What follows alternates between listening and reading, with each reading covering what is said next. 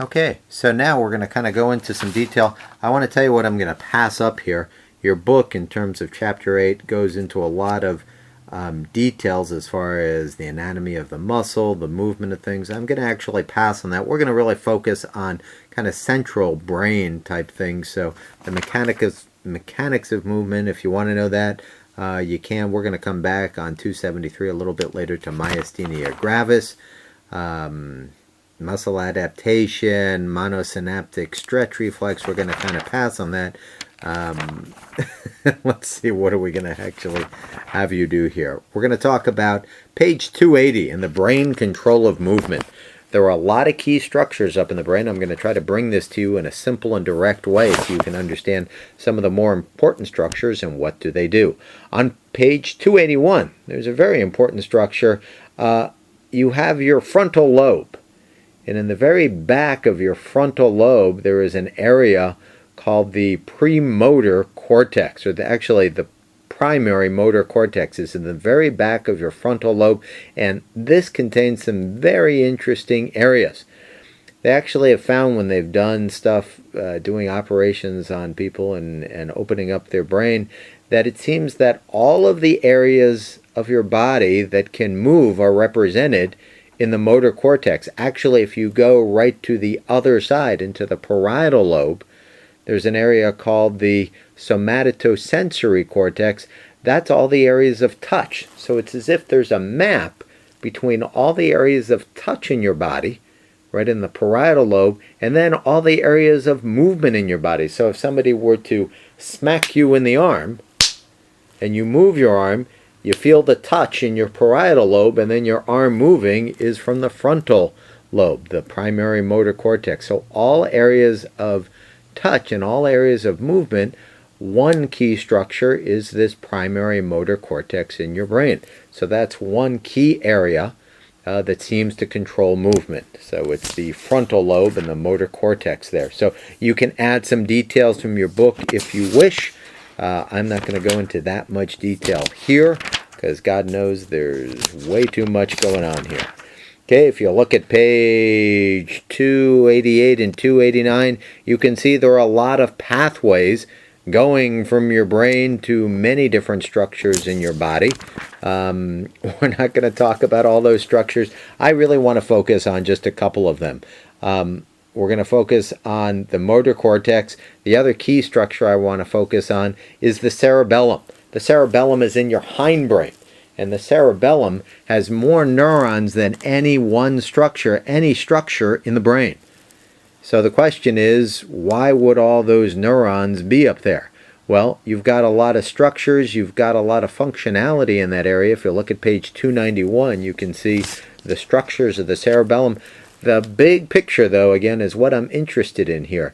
You've got the cerebellum, you've got the motor cortex. Later, we'll talk about the basal ganglia, because that's very important as well, that you've got a lot of structures, a lot of pathways, and the whole idea goes back to Dr. Tausman standing up, juggling items, and saying the alphabet. All of these structures allow a great deal of behavioral plasticity. The neurobiology, the fact that we have all these structures in the brain with the anatomy and the connections, really allow this to happen.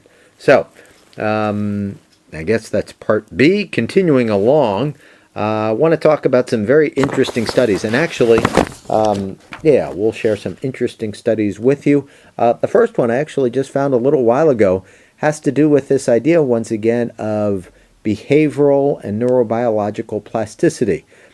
If you think about it, in the big picture here, a lot of you, have any of you actually gotten really good at any sort of motoric task? I mean, I play ping pong a lot. I've got very good hand-eye coordination.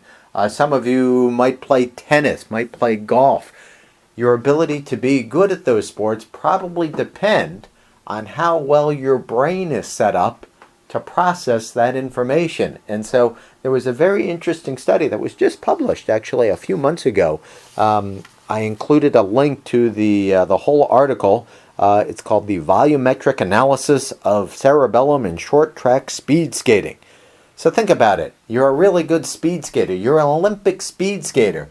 Do you think your brain is any different than the brain of somebody like myself who can't skate worth a lick? Well, hopefully the answer is yes. And so what they basically did in this article, and I'll ask you to look through and pick out some information. In the abstract, it basically says they took speed skaters and non-speed skaters and they looked up at the cerebellum. Remember, the cerebellum is in charge of a lot of the motor functioning, the fine motor control. And by the way, just as an aside, you'll be happy to know that when one drinks alcohol, alcohol goes right up to the cerebellum, and we all know what happens when alcohol gets up to the cerebellum. It actually seems to interact with GABA, the neurotransmitter GABA, and thus you lose your balance frequently when that is the case. So anyway, back to our story. So I'm going to go through this article a little bit, and hopefully you find this interesting. I'm not going to get into a lot of detail here, but basically the cerebellum seems to be very much in charge of motor functioning, and what they did in this particular article is they compared short track speed skaters to basically control people, and they did MRI technique where they imaged the brain, and what they basically found is that for the people who were the star athletes, they found that in the cerebellum the brain was much more highly developed. The structures were bigger. One of the terms they don't use in there, but I'm going to actually use with you, is the idea of dendritic arborization. In a lot of these studies, what they actually find, and there's a picture of it in your resources, they find that for star athletes, and when the brain really develops and allows a lot of good functioning behaviorally, the dendrites in the brain really branch out a lot. It becomes like a big tree structure. So if you look at the dendritic arborization slide, dendrites describe basically the idea of collecting electricity. Arborization just means they branch out. So once again, the same basic theme, that your ability to do all of these behaviors seems to be predicated on a brain that can really allow a lot of motor functioning. If you think back even historically, our ability to use motor functioning, to walk on two legs, to do all these behaviors was probably very important in the evolution of mankind. So our brain has lots of structures that can do this. So if you want to read through that article, I found it very interesting. In the introduction, you can see they've done other studies, not on speed skaters, but when there's cerebellar damage, and found that the brain really has negative impacts. You can read through that. They wanted to do an MRI to look at the brain.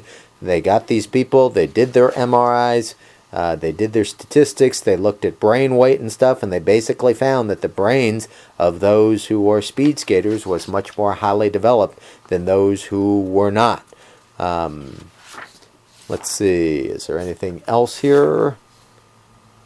Yep, no, that's the basic idea. So I found this study particularly interesting, once again, going back to that big picture equation, that brain development can really lead to a lot of enhanced behavioral plasticity here. So hopefully you get that idea from this particular situation. So we've got that study done there.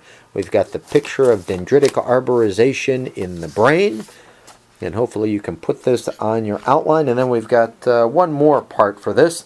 There's been a whole lot of talk about something called mirror neurons. And if you want to watch the PBS video that I have a link to things for, you'll see what all the fuss is about. And let me see if I can briefly explain it. Your book has this as well.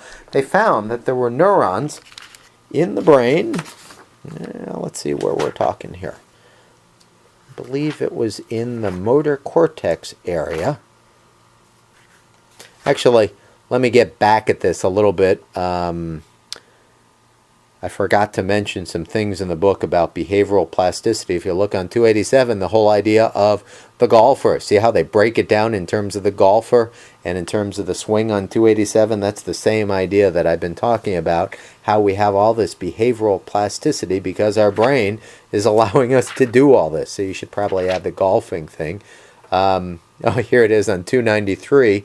They also have a little bit on the cerebellum and damage. If people drink too much alcohol, alcohol goes up to the cerebellum. It binds to GABA receptors and it makes speech slurred, and it changes eye movements, and it also gets people to walk in the wrong way. So you see that there as well.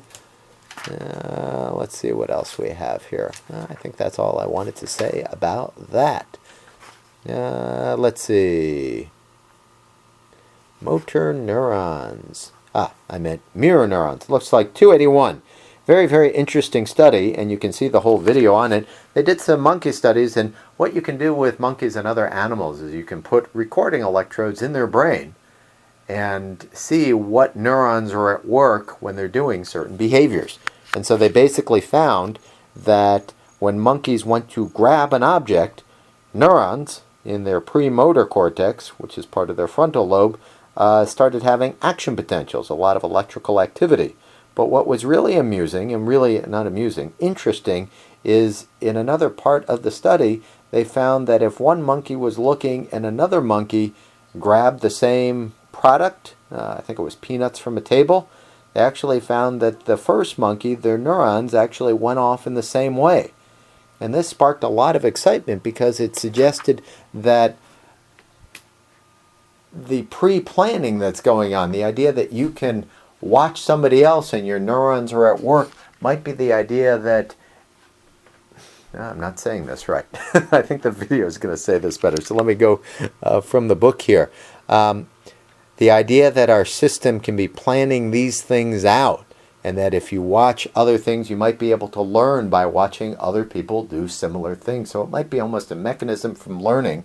So I would ask you to maybe watch the video. I'm not giving it full justice here, and read in the book about this as well.